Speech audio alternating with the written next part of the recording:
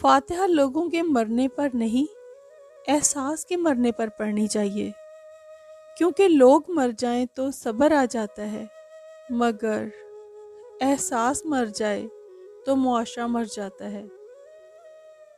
کسی پر دوسری مرتبہ اعتبار کرنا اسے بندوق تھمانے جیسا ہے کہ لیں دوبارہ کوشش کریں، پہلے والی گولی مس ہو گئی تھی۔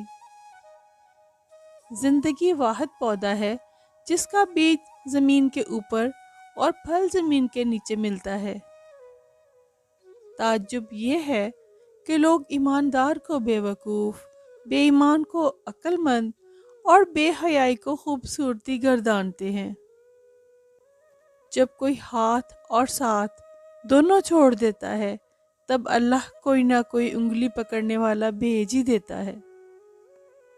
جس کو علم ہو جائے کہ اللہ بڑے غور سے سنتا ہے تو پھر وہ اپنی کہانی کسی اور کو نہیں سناتا۔ انسان غیروں سے ملی عزت اور اپنوں سے ملی ذلت کبھی نہیں بھولتا۔ عمر اور زندگی میں کیا فرق ہے؟ بہت ہی خوبصورت جواب ہے۔ جو اپنوں کے بنا گزرے وہ عمر، اور جو اپنوں کے ساتھ گزرے وہ زندگی۔ 3 چیزیں انتہائی مشکل ہیں: راز کو راز رکھنا، بے عزتی کو بھول جانا، اور فرصت کو درست استعمال کرنا۔